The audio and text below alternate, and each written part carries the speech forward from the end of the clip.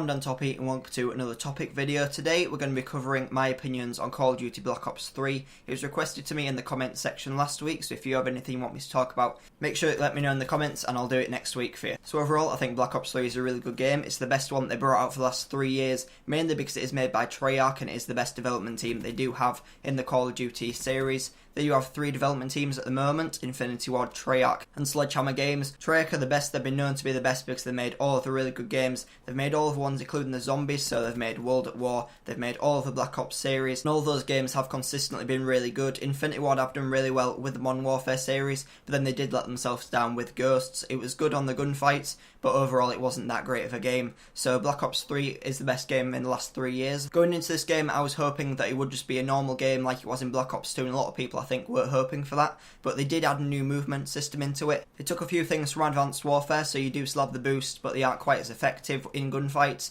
and you also do have the movements and you can move around the map a lot quicker. But they've also made the wall runs and the slides a lot more effective, so you're not always jumping as much, because in Advanced Warfare people were abusing the jumps. They were constantly jumping up and getting those really easy kills when they were in mid-air, because it was a lot easier because the SMGs were extremely powerful in that game. Now the assault rifles are a little bit more powerful than they were in Advanced Warfare, and the jumps aren't quite as good when you are going for them gunfights, so you do have to be sliding and wall running a little bit more to get on the map a lot faster. So I think the movement system was a good thing to add into the game. It does mean that it plays out quite a bit differently, which makes it an exciting game to play, especially when you first start playing it. And it means that you have to learn new things, so you can't just play it how you did in Black Ops 2. You have to learn new tactics when you're playing things like S&D, where it's more tactical. In TDM it's pretty much the same, it's just get kills and get them as fast as you can, and the movement system does help you to get them a lot quicker. But in things like S&D, like I said, in the competitive game modes, it does make it a lot harder. I think Treyarch did the multiplayer really well in Black Ops 3. They stuck with the same main game modes that they did in Black Ops 2, brought in a couple from Advanced Warfare, like Uplink, and then added a few of their new ones like Safeguard. I think they're really good game modes. They play out really well, especially with movement features. They do really help them to play out as well as possible. And the weapons work out really well in multiplayer as well. They patched all the really overpowered weapons quickly, and they keep on bringing out new weapons in the supply drops, and none of them so far have been overpowered. The HG40, which is the remake of the MP40, I really want to get in my supply drop, so I can do a Going for Gold episode on it for you guys.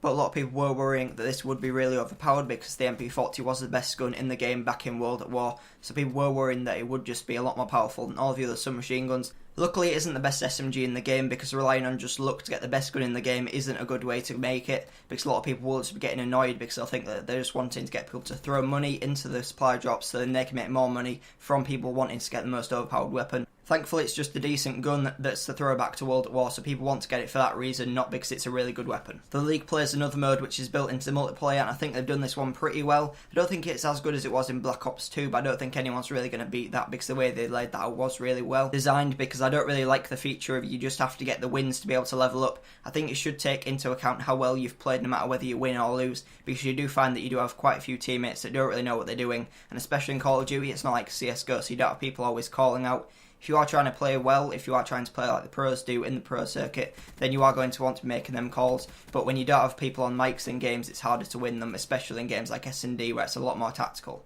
I think if the League play mode in Black Ops 3 is going to be as good as it was in Black Ops 2, Call of Duty esports has to become more popular and taken more seriously than it is at the moment, because a lot of people aren't playing it seriously. They're just going in and playing it as a 4v4 game mode. They aren't really taking it that competitively or that seriously, so it isn't really played how it should be played. But I do think it's a good game mode. I do enjoy playing it to get my clips for the Carry the Team series I am doing. If you haven't seen that, check out the link in the description down below. Basically it's a montage of all my highlights from it. Because this is a Treyarch game, it does include the zombies mode.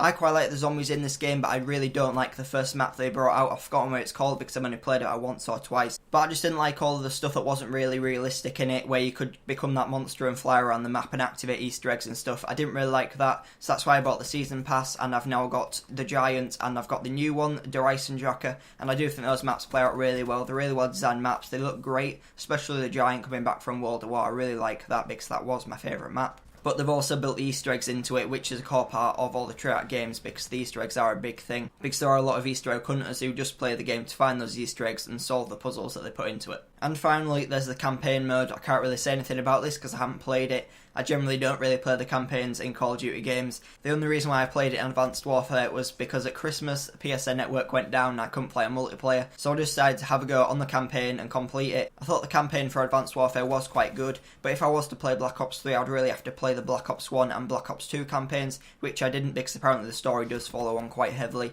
and you do have the same characters. But overall, I think Black Ops 3 is the best Call of Duty we've had for the last few years, and I hope that it'll keep on getting better with the DLCs, because the first DLC we've had is really good, and hopefully pretty soon we'll be seeing a trailer being released for the second DLC so we can see what maps we'll be getting and what weapons we should hopefully be getting with it.